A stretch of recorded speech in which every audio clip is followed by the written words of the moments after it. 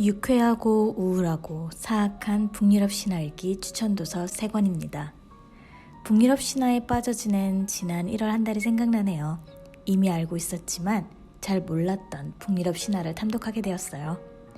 북유럽 신화는 게르만 신화에 속하고 유명한 인물로는 오딘 등이 있는데 마블 시리즈 팬이 아니더라도 토르와 토르의 손잡이 짧은 망치 묠리르 그리고 사고뭉치 로키를 잘 알 거라고 생각해요.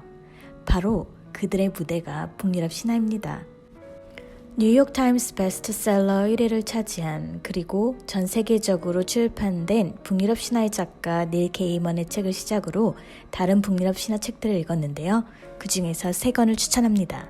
순서는요, 제가 읽었던 순서예요. 첫 번째, 북유럽 신화 닐 게이먼. 2019년에 출판사 나무의 철학에서 출판했습니다. 저자는 닐 게이먼이고요. 저는 이 책을 윌라를 통해서 읽었는데요. 어떻게 보면 들었던 거죠. 윌라는 오디오북 플랫폼이니까요. 성우들의 연기가 정말 기가 막힙니다. 그래서 더 재밌었어요. 내용 자체도 흥미진진했고요. 북유럽 신화 입문자들에게 완전 추천합니다. 이 책을 읽고 나면 희한한 북유럽 신화를 더 깊이 알고 싶어져요. 방대한 북유럽 신화를 토막토막 내어 내용별로 정리했고 재미있는 스토리를 중심으로 편집되어 있습니다. 교훈이고 나발이고 없어요. 그냥 북유럽 신화의 신들의 장난질과 모험이 가득합니다. 닐 게이먼의 북유럽 신화의 오디오북도 유명한데요. 유튜브에 가면 우리의 영원한 로키, 톰 히들스턴이 읽어주는, 물론 영어입니다, 닐 게이먼의 북유럽 신화를 들을 수 있습니다. 목소리 굉장히 그윽해요. 마블에서는 토르가 영웅들 중 하나였고 로키가 약간 양념식으로 등장했지만 북유럽 신화의 진정한 주인공은 로키예요. 이야기의 시작은 로키고 그 끝도 로키입니다. 책의 한 부분을 읽어드릴게요.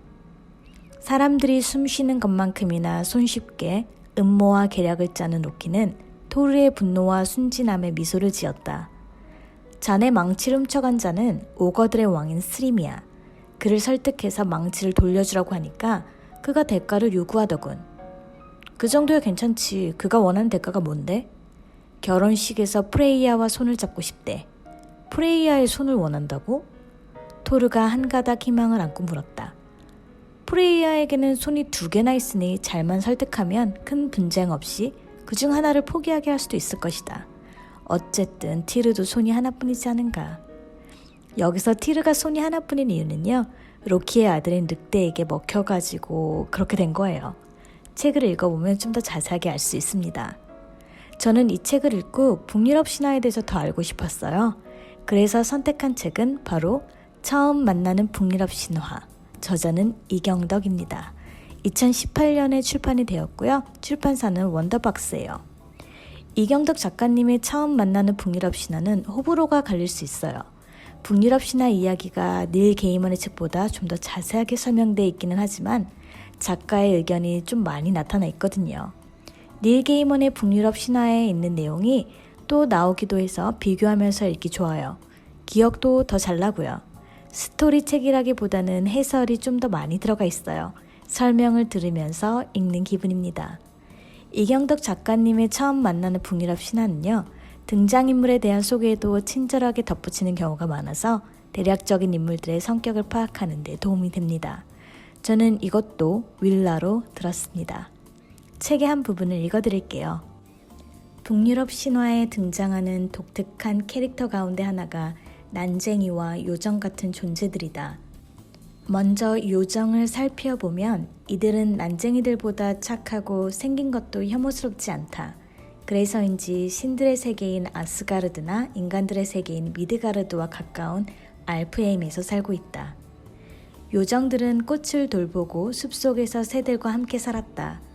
그러나 요정은 아이들을 숲속으로 깨어내기도 했다. 사람들은 숲으로 들어가 돌아오지 않는 아이가 생기면 요정을 따라서 알프헤임으로 갔다고 믿었다. 난쟁이와 비슷하지만 성격이 좀 다르게 불리는 코볼드가 있다. 코볼드는 사람들의 집 근처에 살았는데 때때로 장작을 대신 패주거나 건초더미를 옮겨주기도 했다. 그러나 이들도 밤에만 움직이기 때문에 실제로 본 사람은 거의 없다. 또한 이들은 땅속의 보물을 지키는 난쟁이로 알려져 있다. 우리나라의 도깨비와 비슷한 존재들이다. 그래서 오늘날에도 북유럽에서는 코볼드를 위해 음식을 일부러 남겨두기도 한다. 나중에 반지의 제왕이 시작되는 부분의 이야기가 나올 때는 더 집중해서 듣게 되었습니다. 아, 이래서 그 반지가 오딘과 로키가 이래저래 해서 그렇게 해서 난쟁이한테 받아온 저주 걸린 반지였구나 하고 알게 되었습니다. 굉장히 재미있어요. 그리스 로마 신화와 비교하자면 그리스 로마 신화는 뭔가 몽글몽글하고 다소곳하고 로맨틱하고 야시시한 감이 좀 있는데요. 북유럽 신화는 과격하고 어이없고 이게 뭐지? 하는 그런 멍한 맛이 있습니다. 세 번째 제가 읽은 거는요. 북유럽 신화 바이킹들의 신들 현대 지성 클래식 5 케빈 크로슬리의 책입니다. 2016년에 나왔어요. 닐 게이먼과 이경덕의 북유럽 신화보다 더 방대하고 아주 자세하게 적혀 있습니다. 북유럽 신화를 완전히 들춰버리고 파고드는 책이에요. 일단 시작은 신화의 배경이 되는 아스가르드와 신화의 배경이 되는 지명 설명입니다. 그리고 어떻게 해서 신들이, 인간들이, 거인들이, 난쟁이들이 존재하게 되었는지 설명해 주고요. 우르드의 샘이 있는 아스가르드와 요툰헤임이 있는 미드가르드, 그리고 로키의 딸인 헬이 살고 지배하는 니플헤임의 위치를 잡아줍니다. 앞에 두 책보다는 내용도 많고요. 시적인 표현도 잔뜩 나와요. 북유럽 신화를 처음 읽는다면 살짝 어질어질할 수도 있어요. 북유럽 신들의 이름이나 지명에 낯선 사람들이라면 묘하게 반복되는 운율의 진저리가 날 수도 있습니다. 닐 게이먼을 필두로 다른 북유럽 신화 책들을 읽어보고 나서 더 알고 싶을 때 이 책을 읽으면 더 좋을 것 같아요. 책의 한 부분을 읽어드릴게요.